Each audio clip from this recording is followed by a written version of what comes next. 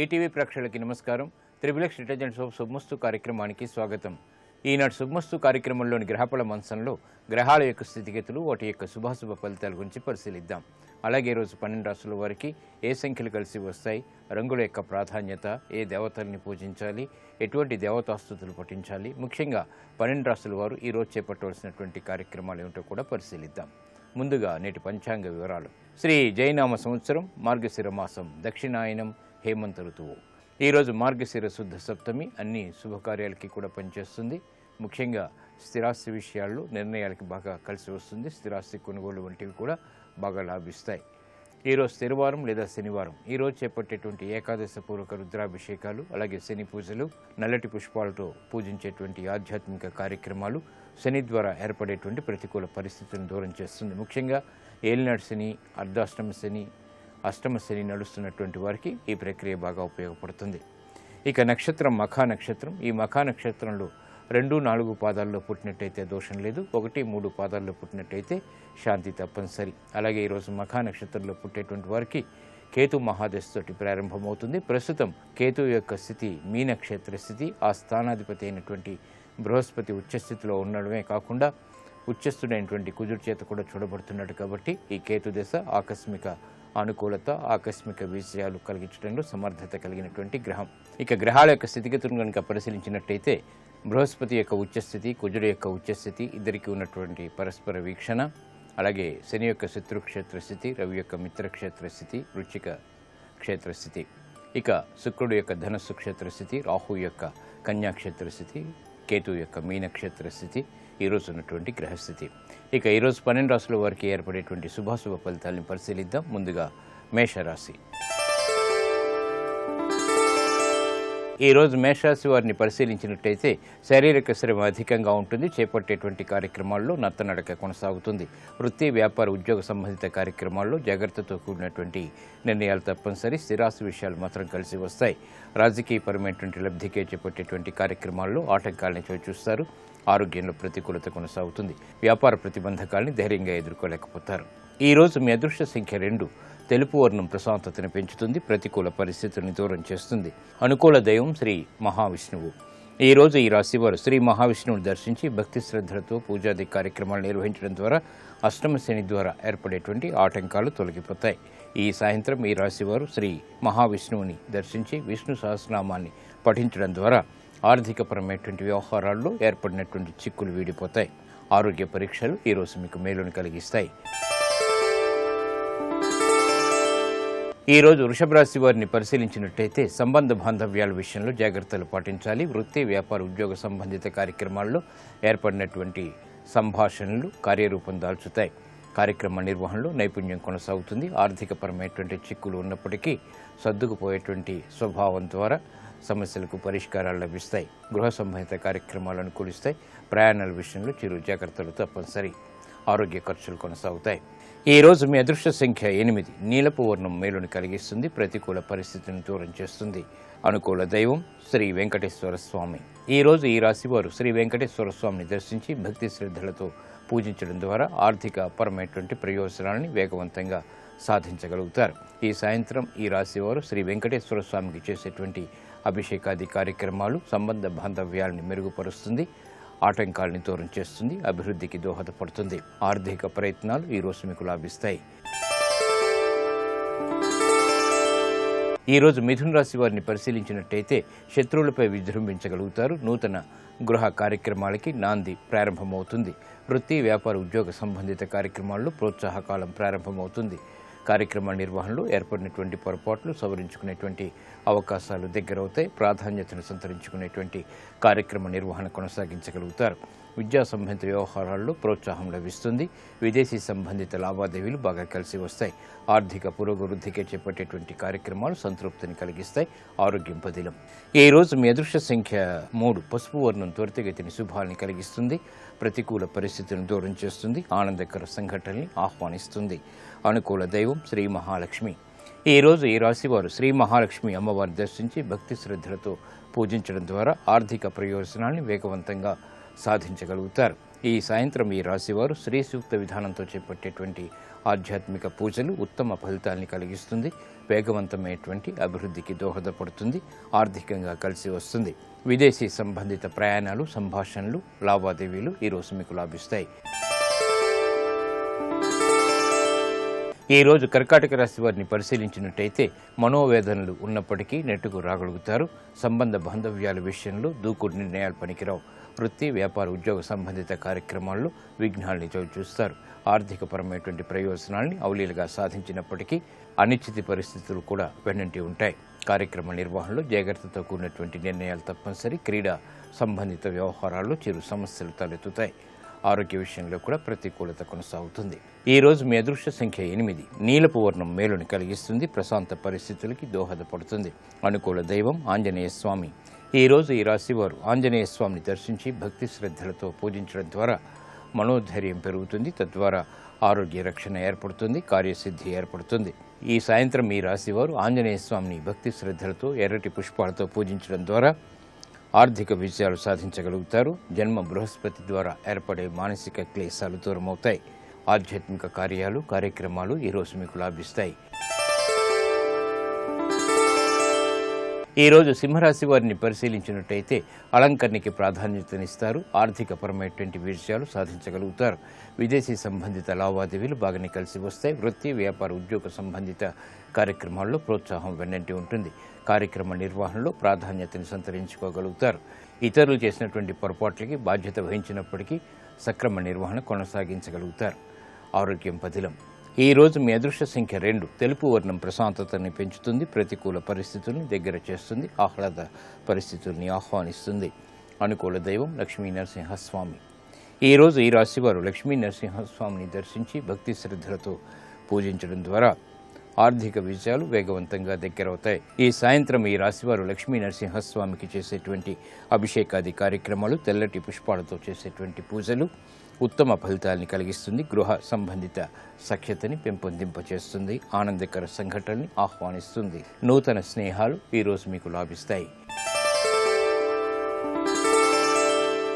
ఈరోజు కన్యారాశి వారిని పరిశీలించినట్టయితే కార్యక్రమ నిర్వహణలో ఏర్పడినటువంటి ప్రతికూలత తగ్గుతుంది. వ్యాపార ప్రయోజనాల్ని అవలీలగా సాధించగలుగుతారు. నూతన కార్యక్రమాలకు శ్రీకారం చుట్టగలుగుతారు. ఆనందకర సంఘటనలు గృహంలో చోటు చేసుకుంటాయి. వ్యాపార వ్యవహారాల్లో విజయోత్సవ కార్యక్రమాల్ని నిర్వహించగలుగుతారు. వృత్తి, ఉద్యోగ సంబంధిత కార్యక్రమాల్లో ప్రోత్సాహం లభిస్తుంది. ప్రశాంత పరిస్థితులు అన్ని రంగాల వారికి దగ్గరవుతాయి. ఈ రోజు మీ అదృష్ట సంఖ్య 6. తెలుపు వర్ణం ప్రశాంతతను పెంచుతుంది, ప్రతికూల పరిస్థితుల్ని దూరం చేస్తుంది, ఆహ్లాద పరిస్థితుల్ని ఆహ్వానిస్తుంది. అనుకూల దైవం మహాగణపతి. ఈ రోజు ఈ రాశి వారు మహాగణపతిని దర్శించి భక్తి శ్రద్ధలతో పూజించడం ద్వారా విఘ్నాలు దూరమవుతాయి. సాహసోపేతమైనటువంటి నిర్ణయాలు తద్వారా విజయాలు దగ్గరవుతాయి. ఈ సాయంత్రం ఈ రాశివారు మహాగణపతిని దర్శించి గణపతి ఉపనిషత్తు పఠనాన్ని వినటం లేదా చదవటం ద్వారా ఆర్థికపరమైనటువంటి వేగవంతమైన విజయాలు సాధించగలుగుతారు. ఆత్మవిశ్వాసం పెరుగుతుంది. కోర్టు సంబంధిత లావాదేవీలు, ప్రక్రియలు, సంభాషణలు ఈరోజు మీకు లాభిస్తాయి. ఈరోజు తులారాశి వారిని పరిశీలించినట్టయితే ఆర్థిక వ్యవహారాల్లో జాగ్రత్తలు పాటించాలి. సంభాషణల విషయంలో కూడా జాగ్రత్తలు తప్పనిసరి. ప్రయాణాల విషయంలో ఏర్పడినటువంటి పొరపాట్లను సవరించుకోగలుగుతారు. ఆర్థికపరమైనటువంటి అంశాలు మొదట ప్రతికూలత, తర్వాత అనుకూలతని కలిగిస్తాయి. స్థిరాస్తి విషయాలు మాత్రం కలిసి వస్తాయి. ఆధ్యాత్మిక కార్యక్రమాల ద్వారా ప్రశాంత పరిస్థితుల్ని పెంపొందింపచేసుకోగలుగుతారు. ఆరోగ్య విషయంలో ప్రతికూలత తగ్గుతుంది. వ్యవహారాల్లో ఏర్పడినటువంటి చుక్కెదురు పరిస్థితుల్ని అధిగమించగలుగుతారు. ఈ రోజు మీ అదృష్ట సంఖ్య 5. ఆకుపచ్చ వర్ణం రక్షణకి దోహదపడుతుంది, ఆహ్లాద పరిస్థితుల్ని ఆహ్వానిస్తుంది. అనుకూల దైవం మహాకాళి. ఈ రోజు ఈ రాశివారు మహాకాళి అమ్మవారిని దర్శించి భక్తి శ్రద్ధలతో పూజించడం ద్వారా ఏలినాటి శని ద్వారా ఏర్పడేటువంటి ప్రతికూల పరిస్థితులు దూరమవుతాయి. ఆర్థిక విజయాలు దగ్గరవుతాయి. ఈ సాయంత్రం ఈ రాశివారు మహాకాళి అమ్మవారికి చేసేటువంటి కుంకుమాది అర్చనాది కార్యక్రమాలు ఆహ్లాద పరిస్థితుల్ని ఆహ్వానిస్తుంది, ప్రశాంతతని పెంచుతుంది, ప్రతికూలతని తగ్గిస్తుంది. విద్యా ప్రయత్నాలు మాత్రం ఈరోజు మీకు లాభిస్తాయి. ఈరోజు వృశ్చిక రాశి వారిని పరిశీలించినట్టయితే సాహసోపేతమైనటువంటి నిర్ణయాలకి ఉపక్రమించగలుగుతారు. విజయాలు అన్ని రంగాల వారికి దగ్గరవుతాయి. వృత్తి, వ్యాపార, ఉద్యోగ సంబంధిత కార్యక్రమాల్లో కీలక బాధ్యతలు వహిస్తారు. కార్యక్రమ నిర్వహణలో ఏర్పడినటువంటి సమస్యలకు పరిష్కారాలు లభిస్తాయి. స్థిరాస్తి విషయాలు బాగా కలిసి వస్తాయి. దూకుడు నిర్ణయాల ద్వారా విజయాలు సాధించగలుగుతారు. ఆధ్యాత్మిక కార్యక్రమాలు కొనసాగుతాయి. వ్యాపార నిమిత్తమే చేపట్టేటువంటి కార్యక్రమాల్లో ఆర్థిక లావాదేవీలు బాగా కలిసి వస్తాయి. ప్రయోజనకరమైనటువంటి కార్యక్రమ నిర్వహణ అన్ని రంగాల వారికి దగ్గరవుతుంది. ఈ రోజు మీ అదృష్ట సంఖ్య 2. నలుపు వర్ణం ప్రశాంతతను పెంచుతుంది, ప్రతికూల పరిస్థితుల్ని దూరం చేస్తుంది. ఏలినాటి శని ద్వారా ఏర్పడేటువంటి జాప్యాలను నివారింపచేస్తుంది. అనుకూల దైవం సుబ్రహ్మణ్య స్వామి. ఈ రోజు ఈ రాశి వారు సుబ్రహ్మణ్య స్వామిని దర్శించి భక్తి శ్రద్ధలతో పూజించడం ద్వారా వ్యాపార ప్రయోజనాల్ని అవలేలుగా సాధించగలుగుతారు. ఈ రాశివారు ఈ సాయంత్రం సుబ్రహ్మణ్య స్వామికి చేసేటువంటి పూజాది కార్యక్రమాలు రుణ ఒత్తిడిని దూరం చేస్తుంది, ఆదాయాన్ని పెంచుతుంది. వాహన కొనుగోలు వంటివి ఈ రోజు మీకు లాభిస్తాయి.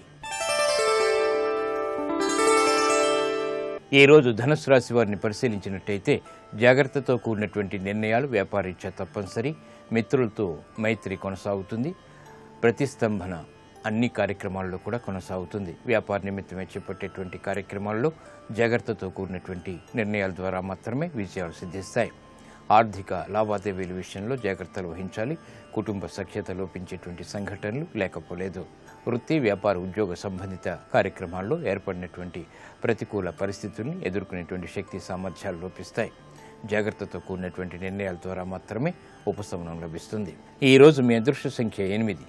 నీలపు వర్ణం మేలుని కలిగిస్తుంది, ప్రతికూల పరిస్థితుల్ని దూరం చేస్తుంది. అనుకూల దైవం ఈశ్వరుడు. ఈ రోజు ఈ రాశి వారు శివాలయాన్ని దర్శించి ఈశ్వరుడికి అభిషేకాది కార్యక్రమాలు నిర్వహించడం ద్వారా గ్రహ అతి ప్రతికూలత దూరం అవుతుంది. ముఖ్యంగా ఏలినాటి శని ద్వారా ఏర్పడేటువంటి అతి ప్రతికూలతని నివారింపచేసుకునేటువంటి అవకాశాలు దగ్గరవుతాయి. ఈ రాశివారు ఈ సాయంత్రం ఈశ్వరుడికి బిల్వపత్రితో కూడినటువంటి పూజాది కార్యక్రమాలు నిర్వహించడం ద్వారా మనోధైర్యం పెరుగుతుంది, వేగవంతమైన ఫలితాలు పొందగలుగుతారు. ఆరోగ్య పరీక్షలు ఈరోజు మీకు మేలును కలిగిస్తాయి. ఈ రోజు మకర రాశి వారిని పరిశీలించినట్టయితే శాంతి సౌఖ్యాల గృహంలో కొనసాగుతాయి. వ్యాపార నిమిత్తమే చేపట్టేటువంటి కార్యక్రమాల్లో రాబడి పెరుగుతుంది. వృత్తిలో అభివృద్ధికే చేపట్టేటువంటి కార్యక్రమాల్లో అనుకూలతని సాధించుకోగలుగుతారు. పట్టుదలతో కూడినటువంటి కార్యక్రమ నిర్వహణ తద్వారా విజయాలు సిద్ధిస్తాయి. ఆర్థిక క్రమశిక్షణ ఏర్పడుతుంది. ఆరోగ్య క్రమశిక్షణ కొనసాగుతుంది. వ్యాపార ప్రతిబంధకాలు తొలగించుకోగలుగుతారు. ఈ రోజు మీ అదృష్ట సంఖ్య 8. నలుపు వర్ణం ప్రశాంతతను పెంచుతుంది, ప్రతికూల పరిస్థితుల్ని అధిగమించేటువంటి శక్తి సామర్థ్యాల్ని కలిగిస్తుంది. అనుకూల దైవం ఆంజనేయ స్వామి. ఈ రోజు ఈ రాశివారు ఆంజనేయ స్వామిని దర్శించి ఎర్రటి పుష్పాలతో పూజాది కార్యక్రమాలు నిర్వహించడం ద్వారా అతి ప్రతికూలత దూరం అవుతుంది. శుభ పరిణామాల్ని వేగవంతంగా ఆహ్వానించగలుగుతారు. ఈ సాయంత్రం ఈ రాశివారు ఆంజనేయ స్వామికి చేసేటువంటి అభిషేకాది కార్యక్రమాలు, ఎర్రటి పుష్పాలతో చేసేటువంటి పూజాది కార్యక్రమాలు ఉత్తమ జ్ఞానాన్ని కలిగిస్తుంది. సాహసోపేతమైనటువంటి నిర్ణయాల ద్వారా విజయాలను దగ్గర చేస్తుంది. ఆర్థిక లావాదేవీలు, సంభాషణలు, ప్రక్రియలు ఈరోజు మీకు లాభిస్తాయి. ఈరోజు కుంభరాశి వారిని పరిశీలించినట్లయితే మానసిక క్లేశాలు ఉన్నప్పటికీ కార్యక్రమ నిర్వహణలో నైపుణ్యం కొనసాగించగలుగుతారు. ఉద్యోగ సంబంధిత వ్యవహారాల్లో జాగ్రత్తతో కూడినటువంటి నిర్ణయాలు తప్పనిసరి. కోర్టు సంబంధిత వ్యవహారాల్లో జాగ్రత్తలు పాటించాలి. కుటుంబ వ్యవహారాల్లో ఏర్పడినటువంటి ప్రతికూల పరిస్థితుల్ని అధిగమించగలుగుతారు. వ్యాపార నిమిత్తమే చేపట్టేటువంటి కార్యక్రమాల్లో ఆదాయాన్ని పెంపొందింప చేసుకునేటువంటి కార్యక్రమ నిర్వహణ కొంతవరకు ఊరట కలిగిస్తుంది. ఉద్యోగ ప్రయత్నాలు ఫలిస్తాయి. ఈ రోజు మీ అదృష్ట సంఖ్య 5. ఆకుపచ్చ వర్ణం రక్షణకి దోహదపడుతుంది, ఆహ్లాద పరిస్థితుల్ని ఆహ్వానిస్తుంది. అనుకూల దైవం మహాగణపతి. ఈ రోజు ఈ రాశివారు మహాగణపతిని దర్శించి పూజాది కార్యక్రమాలు నిర్వహించడం ద్వారా షష్ఠ బృహస్పతి ద్వారా ఏర్పడేటువంటి ప్రతికూల పరిస్థితులు దూరమవుతాయి. ఈ సాయంత్రం ఈ రాశివారు మహాగణపతిని దర్శించి పూజాది కార్యక్రమాలు నిర్వహించడం ద్వారా ఉత్తమ ప్రయోజనాన్ని సాధించగలుగుతారు. సంబంధ బాంధవ్యాల ద్వారా ఆర్థిక పరిస్థితి మెరుగవుతుంది. ఆర్థిక ప్రయత్నాలు ఈరోజు మీకు ఉపకరిస్తాయి. ఈరోజు మీనరాశి వారిని పరిశీలించినట్టయితే వ్యాపార ప్రయోజనాల్ని అవలేలుగా సాధించగలుగుతారు. ఆత్మవిశ్వాసంతో కూడినటువంటి కార్యక్రమ నిర్వహణ తద్వారా విజయాలు సిద్ధిస్తాయి. నూతన కార్యక్రమాలను వేగవంతంగా ప్రారంభించగలుగుతారు. వృత్తి, వ్యాపార, ఉద్యోగ సంబంధిత కార్యక్రమాల్లో చేసేటువంటి ప్రయత్నాలు సత్ఫలితాన్ని కలిగిస్తాయి. విదేశీ సంబంధిత లావాదేవీల్లో ఆర్థిక సంబంధ బాంధవ్యాలు మెరుగవుతాయి. నూతన బాధ్యతలు పెరిగినప్పటికీ చక్కటి నిర్వహణ కొనసాగించగలుగుతారు. క్రీడారంగం వారికి విజయాలు సిద్ధిస్తాయి. నూతన కార్యక్రమాలు అన్ని రంగాల వారికి కూడా ఆర్థికపరమైనటువంటి సహాయ సహకారాన్ని పెంపొందింపచేసేటువంటి అవకాశాలని కలిగిస్తాయి. గృహ విషయాలు అనుకూలం, ప్రయాణాలు సానుకూలం. ఈ రోజు మీ అదృష్ట సంఖ్య 3. పసుపు వర్ణం త్వరితగతిని శుభాల్ని కలిగిస్తుంది. ఆర్థిక వ్యవహారాల్లో వేగవంతమైన విజయాన్ని తెచ్చిపెడుతుంది. అనుకూల దైవం శ్రీ మహాలక్ష్మి. ఈరోజు ఈ రాశివారు శ్రీ మహాలక్ష్మి అమ్మవారిని దర్శించి భక్తి శ్రద్ధలతో పూజాది కార్యక్రమాలు నిర్వహించడం ద్వారా ఆర్థిక విజయాలు వేగవంతంగా దగ్గరవుతాయి. ఈ సాయంత్రం ఈ రాశివారు శ్రీ మహాలక్ష్మి అమ్మవారిని శ్రీ సూక్త విధానంతో పూజాది కార్యక్రమాలు నిర్వహించినట్లయితే వ్యవహారాల్లో ఏర్పడినటువంటి ప్రతికూలతని దూరం చేసుకుని ఆహ్లాద సంఘటనని గృహంలో ఆహ్వానించగలుగుతారు. విదేశీ లావాదేవీలు, సంభాషణలు, ప్రక్రియలు ఈరోజు మీకు లాభిస్తాయి. ఇప్పుడు ఆరోగ్యం ఆయుర్వేదం అనే అంశంలో అనారోగ్య సమస్యలకు ఆయుర్వేద పరిష్కార మార్గాలు తెలుసుకుంటారు. నమస్కారం. ఈనాటి శుభమస్తు కార్యక్రమంలో ఆరోగ్యం ఆయుర్వేదం శీర్షికన చెవిపోటు సమస్యకి ఆయుర్వేదంలో ఉన్న పరిష్కార మార్గాల గురించి తెలుసుకుందాం. ఈ చెవిపోటు అనేటువంటి సమస్య కూడా చాలా కామన్గా ఉండేటువంటి సమస్య. ముఖ్యంగా చిన్నపిల్లల్లో ఈ సమస్య ఎక్కువగా కనిపిస్తూ ఉంటుంది. అయితే చెవిపోటు రావడానికి కారణాల్లో ఒకటి ఏంటంటే చెవిలో ఎప్పుడు ఏదో ఒకటి పెట్టి కెలుకుతూ ఉండడం, అంటే ఏదో ఒక పుల్లనో లేకపోతే దూదో ఏదో ఒకటి పెట్టడం, లేకపోతే వేళ్ళు పెట్టి కెలుకుతూ ఉండడం. ఇలా చేస్తున్నప్పుడు ఏంటంటే చెవిలో ఉండేటువంటి సున్నితమైన పొర మీద కొంచెం ఇన్ఫ్లమేషన్ లాగా వచ్చి చెవిపోటు వచ్చేందుకు అవకాశం ఉంటుంది. అలాగే జలుబు చేసినా లేకపోతే కొంచెం సైనసైటిస్ ప్రాబ్లం ఉన్నా, ముక్కుకు సంబంధించినటువంటి ఎటువంటి అనారోగ్యాలు ఉన్నా కూడా చెవిలో పోటు వచ్చేందుకు అవకాశం ఉంటుంది. అంటే చెవికి ముక్కుకి లోపల ఉండేటువంటి సంబంధం వల్ల ముక్కులో సమస్య ఉన్నా కూడా చెవిలో పోటు రావడం జరుగుతూ ఉంటుంది. ఇలాగ చెవిపోటు సమస్య వచ్చినప్పుడు ఇంటి దగ్గర చేసుకోవడానికి ఒక ఔషధం గురించి తెలుసుకుందాం. ఈ ఔషధం తయారు చేసుకోవడానికి మనకు కావాల్సినటువంటి మొదటి ద్రవ్యం ఏంటంటే సొంఠి. సొంఠికి నొప్పిని తగ్గించేటువంటి గుణం బాగా ఉంటుంది. అలాగే చెవిలో ఏదైనా ఒక ఇన్ఫ్లమేషన్ ఉంటే దాన్ని తగ్గించేటువంటి గుణం కూడా బాగుంటుంది. సొంఠిని సుమారుగా ఒక 25 గ్రాముల పరిమాణంలో తీసుకుని దాన్ని కొంచెం నేతిలో వేసి వేయించి తర్వాత చూర్ణంలాగా చేసుకోవాలి. ఈ చూర్ణాన్ని 25 గ్రాముల చూర్ణాన్ని తీసుకుని విడిగా పెట్టుంచుకోండి. తర్వాత మనకు కావాల్సినటువంటిది ధనియాలు. ధనియాలకు కూడా చెవిలో వచ్చేటువంటి ఇన్ఫ్లమేషన్ తగ్గించి నొప్పి తగ్గించేటువంటి గుణం బాగుంటుంది. ధనియాలను ఒట్టిగా మూకుట్లో వేసి వేయించి చూర్ణంలాగా చేసుకోవాలి. ఈ చూర్ణాన్ని కూడా 25 గ్రాముల పరిమాణంలోనే తీసుకోవాలి. ఈ సొంటి చూర్ణాన్ని ధనియాల చూర్ణాన్ని రెండింటిని కలిపి ఈ రెండింటి మిశ్రమంలో ఒక 200 మిల్లీలీటర్ల పరిమాణంలో నీరు పోసి దాన్ని పొయ్యి మీద పెట్టి కషాయంలాగా కాచుకోవాలి.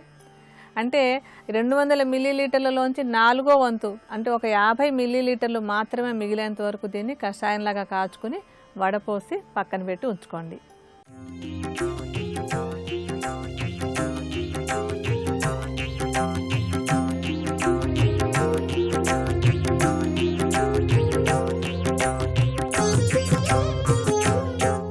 అమ్మవారి గురించి మహిషాసుర మర్దని స్తోత్రంలో వేణువు వాయించినా వీణ వాయించినా ఆవిడ సంతోషిస్తుంది అని చెప్తారు.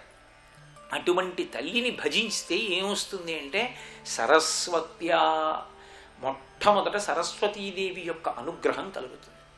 అందుకే కామాక్షి పరదేవతకి కుడివైపు సరస్వతి ఉంటుంది, ఎడమవైపు లక్ష్మి ఉంటుంది. ఎవరు కుడివైపు ఉన్నారో వారు ఎడమవైపు ఉన్నవారి కన్నా కూడా అధికులు అని గుర్తు, గొప్పవారు అని. అంటే నా ఉద్దేశం సరస్వతీదేవి కన్నా లక్ష్మీదేవి తక్కువ అని చెప్పడం నా సిద్ధాంతం కాదు. సరస్వతి లేని లక్ష్మి ప్రమాదహేతు, అభద్రతాహేతు, భయహేతు, పతనహేతు. ఎందుకో తెలుసా? సరస్వతీ కటాక్షం లేదు, అక్షరం ముక్క రాదు, కోట్లకి కోట్లున్నాయి.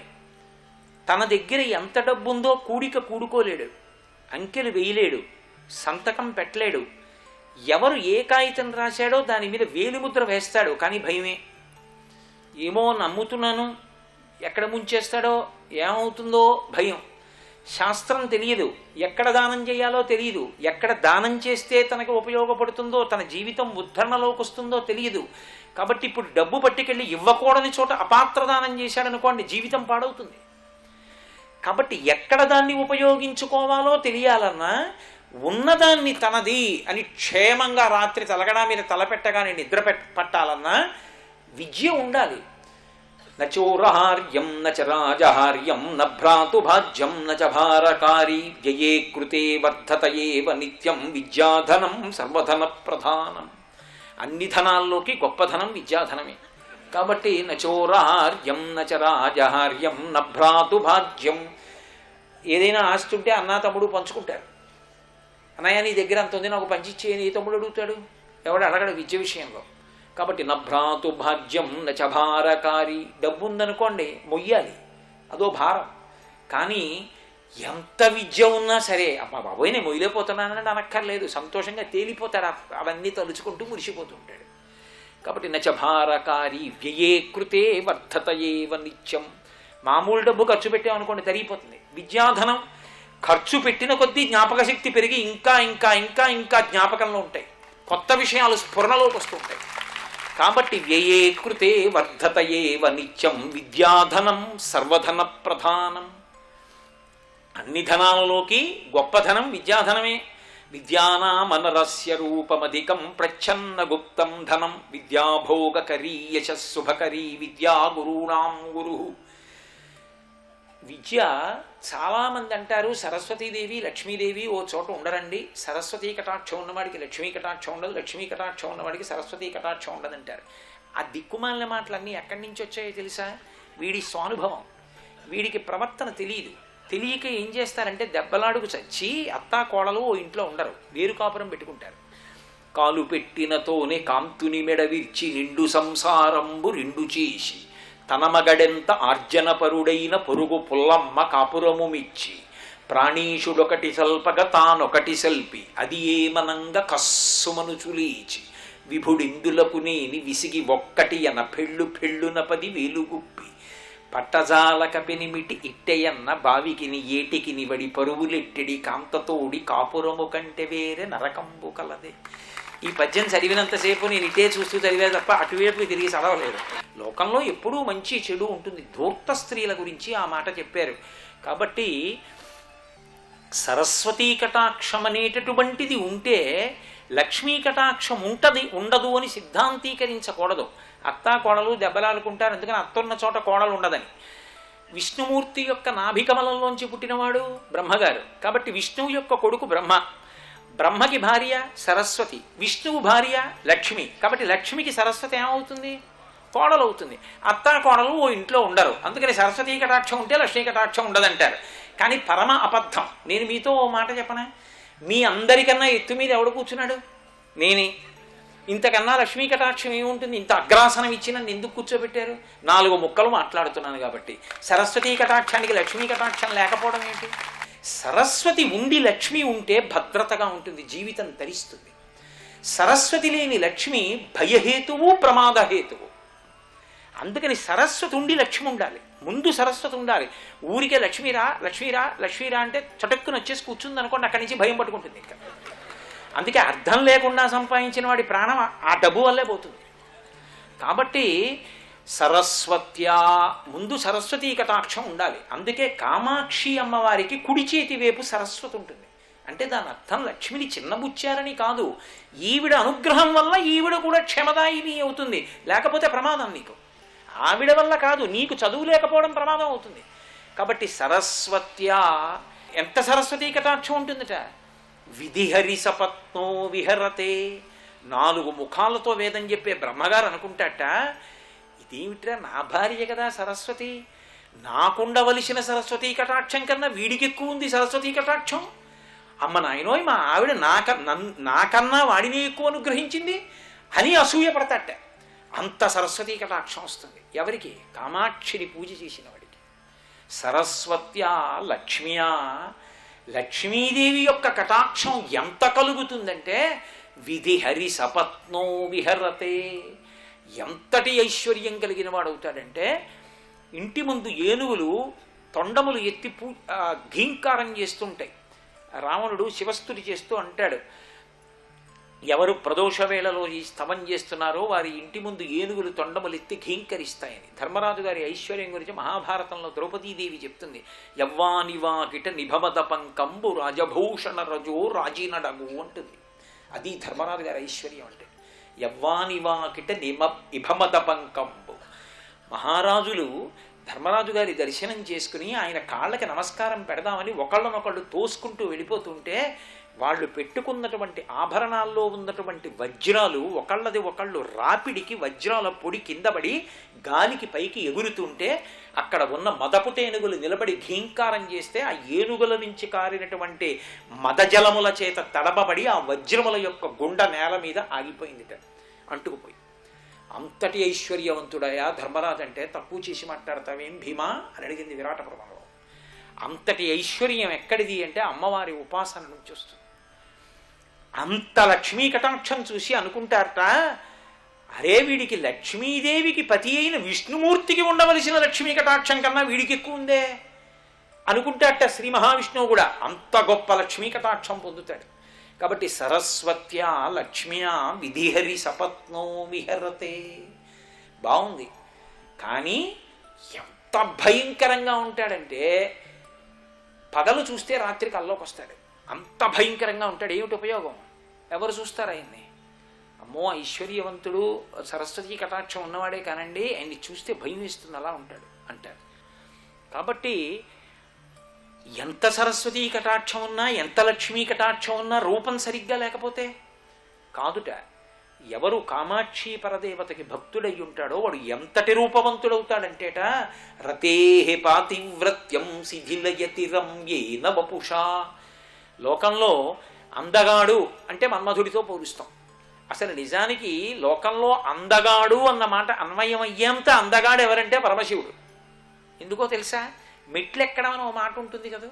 మన్మధుడు చాలా అందగాడు, కానీ మన్మధుడు అందగాడన్న గర్వాన్ని పోగొట్టగలిగినంత అందగాడు శ్రీ మహావిష్ణువు. సుప్రభాతంలో చెప్పట్లా, కందర్పదర్పహర సుందర దివ్యమూర్తే కాంతా కుచాంబురుహ కుట్మలలోల దృష్టే కళ్యాణ నిర్మల గుణాకర దివ్య కీర్తే శ్రీ వెంకటాచలపతే తవ సుప్రభాతం అని.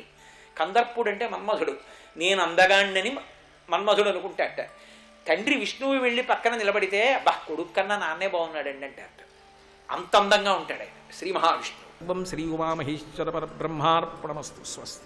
జీవితంలో ఐశ్వర్యము అని జీవుడికి దక్కించుకుని ఏదైనా ఉంటే కాంచీపురం వెళ్ళడం, కామాక్షి పరదేవత దర్శనం చేయడం, కామకోటి పీఠానికి వెళ్ళి చంద్రశేఖరేంద్ర సరస్వతి మహాస్వామి వారి బృందావనానికి ప్రదక్షిణం చేసుకోవడం. ఈ చెవిలో పోటు సమస్య రాకుండా ఉండాలంటే ఏంటంటే చెవిలో ఎప్పుడూ కూడా ఏది పెట్టి క్లీన్ చేసుకుందామనో పొడుచుకుందామనో ప్రయత్నం చేయకుండా ఉండాలి. అలాగే తలస్నానం చేసిన తర్వాత చెవిలో ఉండేటువంటి తడిని మెత్తటి బట్టతోటి మృదువుగా ఒత్తుకోవాలన్నమాట. అంటే చెవిలో తడి లేకుండా చూసుకోవాలి. ఈత కొట్టి వచ్చినప్పుడు కూడా చెవిలో తడి లేకుండా చూసుకుంటూ ఉండాలి.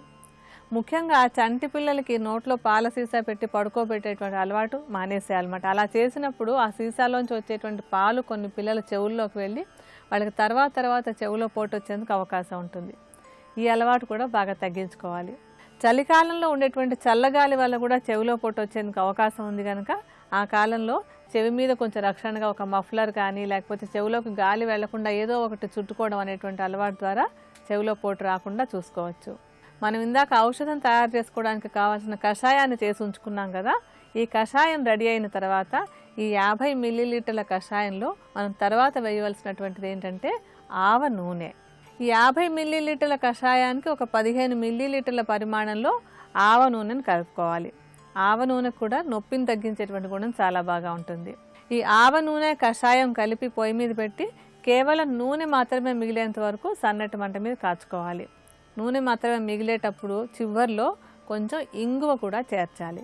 ఇంగువకి నొప్పిని తగ్గించేటువంటి గుణం చాలా బాగా ఉంటుంది. అలాగే దీనికి కొంచెం ఇన్ఫెక్షన్లను తగ్గించేటువంటి గుణం కూడా బాగుంటుంది. సుమారుగా ఒక 10 గ్రాముల పరిమాణంలో ఇంగువ చూర్ణాన్ని తీసుకుని నూనెలో, అంటే నూనె వేడిగా ఉండగానే అందులో వేసి బాగా కరిగిపోయిన తర్వాత పొయ్యి మించి దింపి పెట్టుకోవాలి. చల్లారినటువంటి నూనెని వడపోసుకుని ఒక చిన్న సీసాలో పోసి ఉంచుకుని చెవిలో చుక్కలుగా వేసుకుంటున్నట్టయితే కనుక చెవిపోటు సమస్యను తగ్గించుకోవచ్చు. ఆరోగ్యవంతమైన జీవన విధానం కోసం ఆయుర్వేదంలో చెప్పినటువంటి కొన్ని ప్రత్యేక అంశాల గురించి రేపటి శుభమస్తులో తెలుసుకుందాం.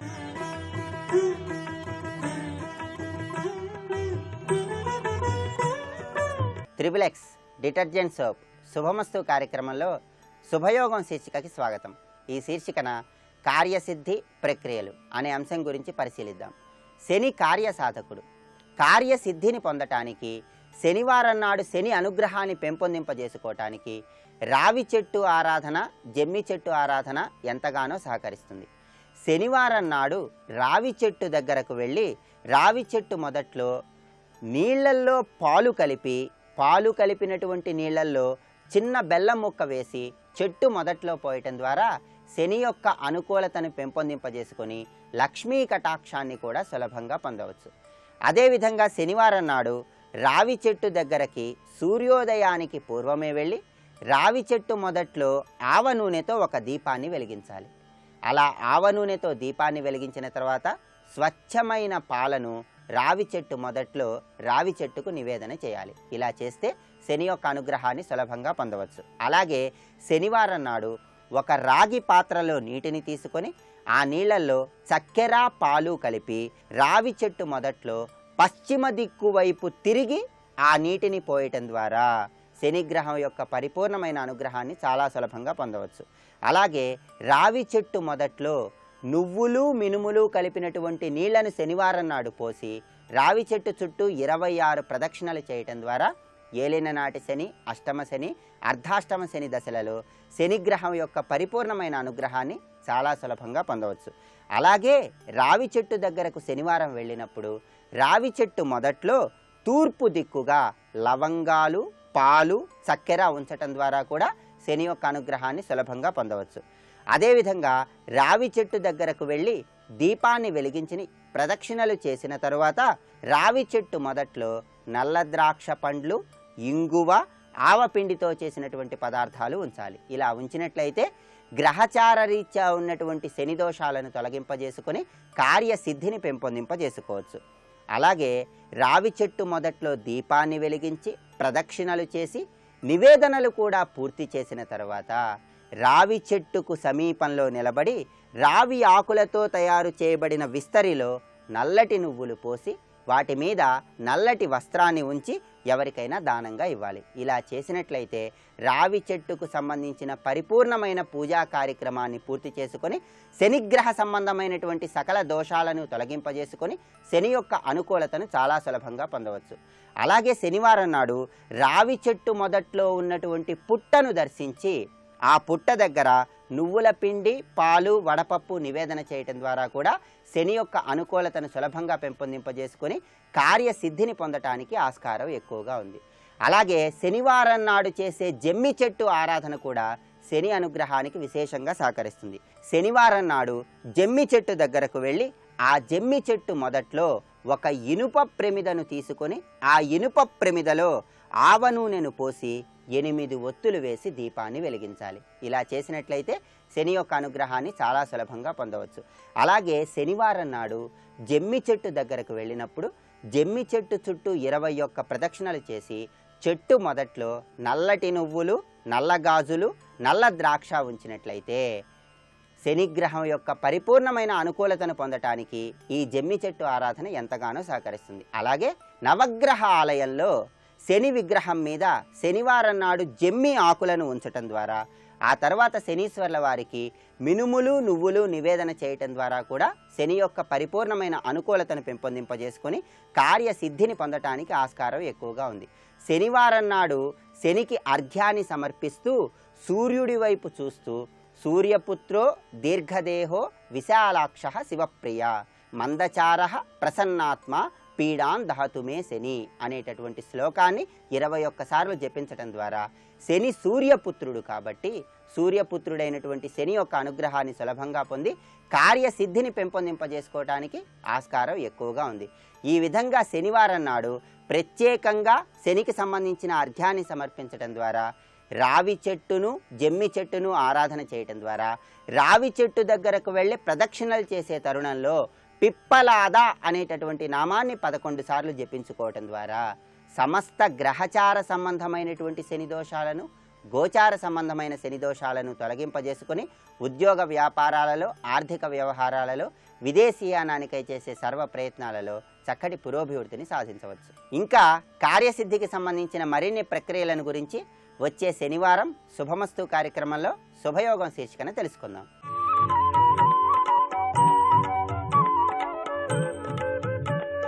ఈటీవీ ప్రేక్షకులకు నమస్కారం. ట్రిపుల్ ఎక్స్ డిటర్జెంట్ సోప్ శుభమస్తు కార్యక్రమంలో నక్షత్ర యోగానికి స్వాగతం. ఉత్తర ఫల్గుణి నక్షత్రం మొదటి పాదంలో జన్మించడం ద్వారాగా దేవగురువైనటువంటి బృహస్పతి యొక్క అంశ విశేషంగా యోగిస్తూ ఉంటుంది. ఈ అంశలో జన్మించడం పూర్వజన్మ సుకృతాన్ని తెలియజేస్తుంది. కారణం పూర్వజన్మని సూచించేటటువంటి రాశి భాగ్యస్థానం. మేషాదిగా భాగ్యస్థానం ధనుర్మండలం అవటం చేత దేవగురువైనటువంటి బృహస్పతి శక్తి కాపాడుతూ ఉంటుంది. ఆ క్రమంలో ఉత్పన్నాంశ అవటం వల్ల అందరికీ సహాయం చేసే గుణము, అలాగే మనస్సులోనూ బయట అంటే అంతర్గతంగా బహిర్గతంగా ఏకోన్ముఖమైనటువంటి సత్య ధర్మ నిష్ఠాగరిష్ఠులై ఉంటారు. సత్యాన్ని మాట్లాడటం, లోపల ఏమనుకుంటున్నామో బయటకు కూడా అదే చెప్పేటటువంటి శక్తి ఉండటం. ఆ క్రమంలో మానవ గణము దేవత సూర్యభగవానుడు అవటం చేత వీరు ప్రశాంత చిత్తులై మోక్షగాములుగా ఉంటారు. మనం కొత్తగా వింటున్నాం, మీనరాశిలోనే మోక్ష శబ్దాన్ని చూచాం. కానీ ఉత్తర ఫల్గునికి రాస్యాత్తు పంచమస్థానమైనటువంటి ధనుస్సు అవటం చేత మోక్షానికి సంబంధించినటువంటి ఆలోచన జ్ఞానము అలవడుతుంది అని శాస్త్రం చెప్తుంది. అలాగే ప్రశాంత చిత్తులు, మోక్షగాములు, రాజమంత్రులుగా, ధీరోదాత్తులుగా ప్రకాశిస్తారు. అత్యంత మృదుస్వభావులై ఉంటారు. సుశీలులు, దయావంతులు, త్యాగధనులు, ఉత్సాహము, వాగ్ధాటి, వాక్శక్తి కలిగినటువంటి వాళ్ళు, రచనా సామర్థ్యం కలిగిన వ్యక్తులు, నాజూకైన సౌందర్యవంతమైన ఆకర్షణీయమైన శరీరపు కాంతి ఉంటుంది. అంటే వాళ్ళని చూస్తే చాలా అందంగా ఉంటారు. అర్జునుడు మొదటి పాదంలో జన్మించడం ద్వారా ఇవన్నీ అర్జునుల్లో వచ్చినటువంటి లక్షణాలు. అదే క్రమంలో ఆకర్షణ, కార్యదీక్ష, ఉత్తమ కార్యములు చేసే స్వభావము, సిరి సంపదలు కలిగి ఉండటం, అపారమైన దైవశక్తి, ఆత్మనిగ్రహం. దైవశక్తి ఉన్నప్పుడు ఆత్మనిగ్రహం కొంతమందికి ఉండదు.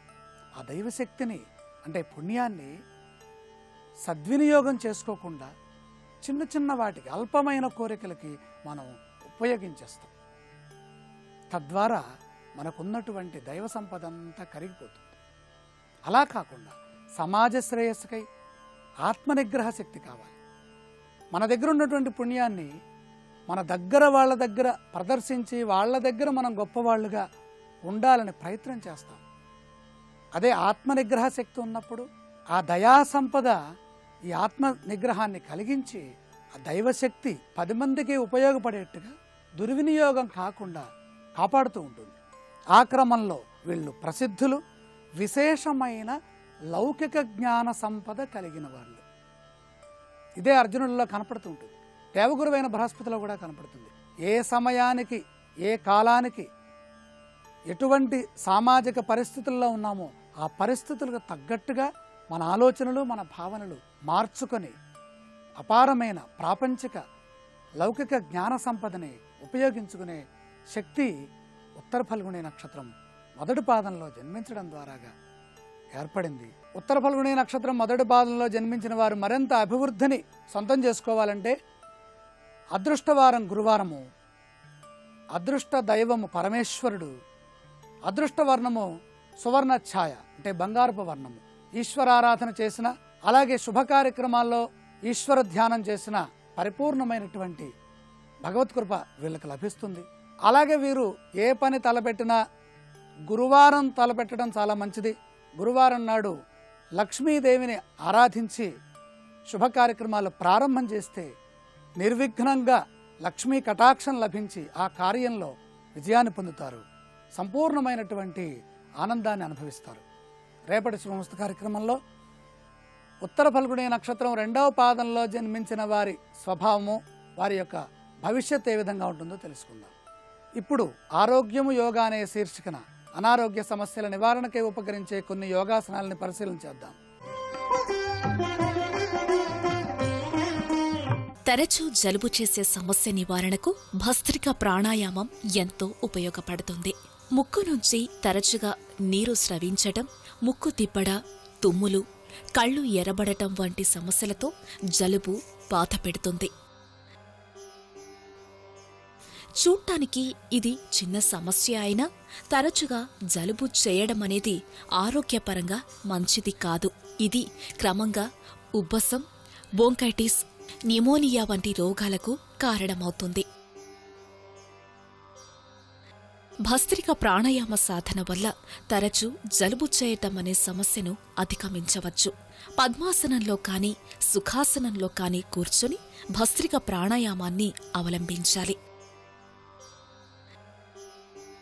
కుడి చేతిని కుడి మోకాలిపై ఉంచాలి. ఎడమవేలిని ఎడమ మోకాలిపై ఉంచి నాసికతో వేగంగా గాలి పీలుస్తూ వదలాలి. ఈ స్థితిలో ఒక్కసారిగా గాలిని లోపలికి పీల్చి కుంభించి తలను ముందుకు వంచాలి. భస్త్రిక ప్రాణాయామము తరచూ జలుబు చేసేవారికి సహజమైన దివ్య ఔషధం.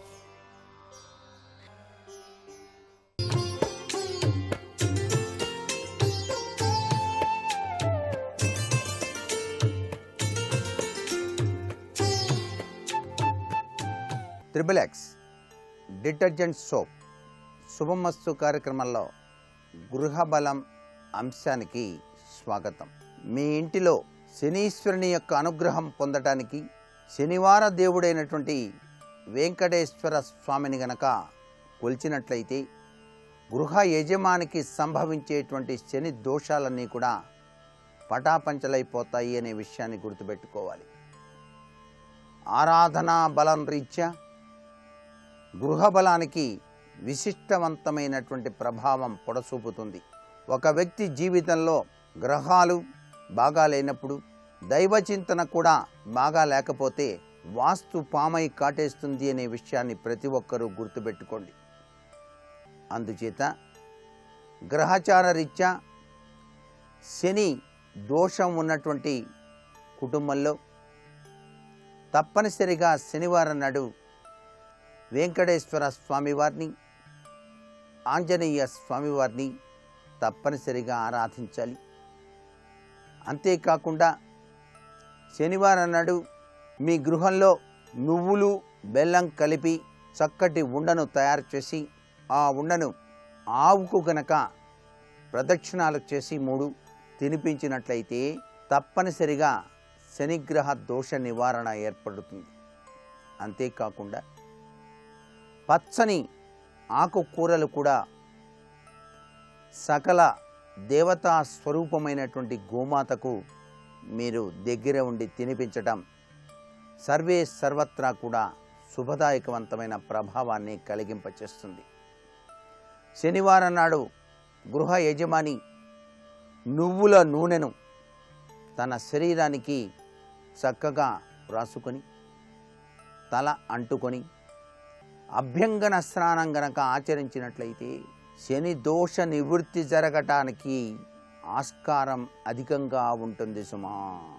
అలాగే నలుపు రంగు బట్టలను అయ్యప్ప దీక్ష తీసుకున్నటువంటి వ్యక్తులకు శనివారం నాడు బహూకరించిన మీకు పట్టినటువంటి శని దోషం పరిపూర్ణంగా తొలగించబడటానికి ఆస్కారం అధికంగా ఉంటుంది అనే విషయాన్ని గుర్తెరగాలి.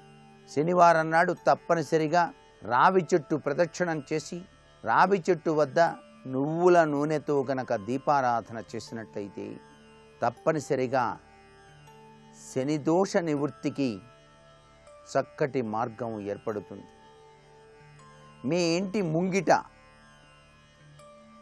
ఆ యొక్క సింహద్వారానికి కుడివైపున వాడినటువంటి గుర్రపు డెక్క, ఆ డెక్కకు వాడినటువంటి ఇనుము, ఆ ఇనప పదార్థాన్ని గనక మీ గృహానికి కుడివైపున గనక తగిలించినట్లయితే తప్పనిసరిగా వాస్తుశాస్త్రరీత్యా గృహంలో నివసించేటువంటి వారికి శని పట్టినప్పటికీ మీకు ఎటువంటి అనర్థములు లేకుండా ఆ గుర్రపు నాడ సహకరిస్తుంది సుమా అనేటువంటి విషయాన్ని కూడా గుర్తుపెట్టుకోవాలి. ఈశ్వరాభిషేకం శనివారం నాడు తప్పనిసరిగా గృహంలో నిర్వహించి ఆంజనేయ స్వామి వారి యొక్క మన్య సూక్త పారాయణ కూడా శనివారం నాడు గనక చేసినట్లయితే ఇంటిల్లిపాది కూడాను ఆ తీర్థాన్ని గనక స్వీకరించినట్లయితే ఏలినాటి శని దోషం, అర్ధాష్టమ శని దోషం పటాపంచలైపోవటానికి ఆస్కారం అత్యధికంగా ఉంటుంది. నువ్వులతో చేసిన చిమ్మిరి ఉండను పరమేశ్వరుడికి అభిషేకానంతరం నైవేద్యంగా సమర్పించి ఆ నైవేద్యాన్ని ఇంటిల్లిపాది గనక స్వీకరించినట్లయితే శనీశ్వరుడు దైవదత్తమైనటువంటి ప్రభావంతో మిమ్మల్ని ఆశీర్వదించి ఎటువంటి రుగ్మతలు లేకుండా కాపాడి రక్షిస్తాడు సుమా అనేటువంటి విషయాన్ని కూడా గుర్తెరగాలి.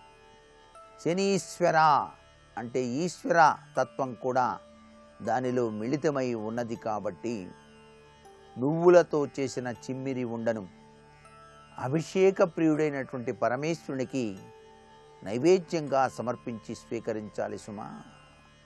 ఇది చాలా ముఖ్యమైనటువంటి విషయం. శివారాధనలో అత్యంత నిగూఢవంతమైనటువంటి రహస్యం కూడా.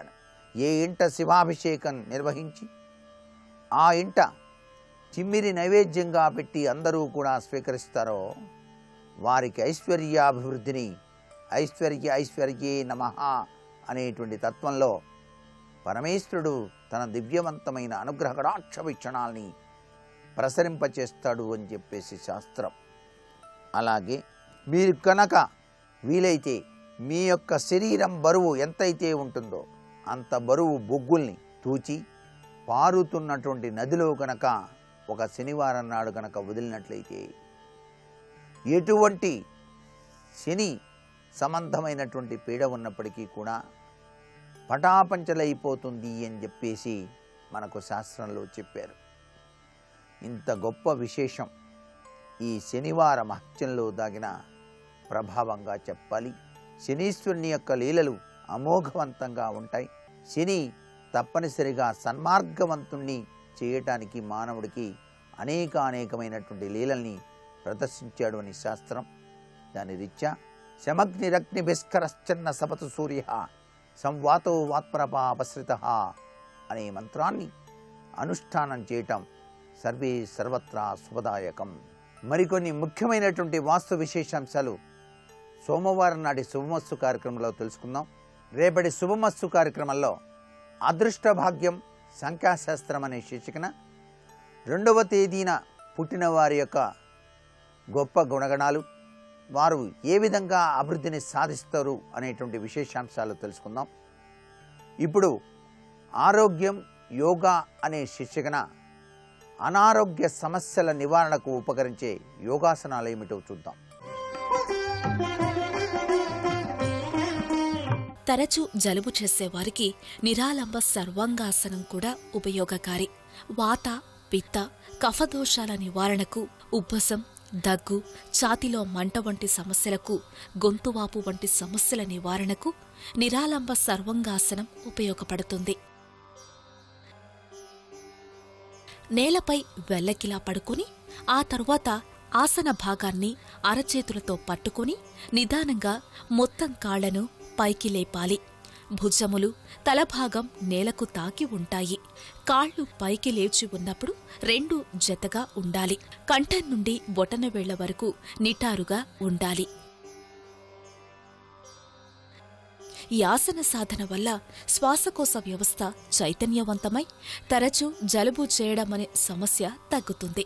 కాలేయం, స్ప్లీన్ వాపు, గుండె జబ్బులు, వెన్నెనొప్పి ఉన్నవారు ఈ ఆసనాన్ని వేయరాదు.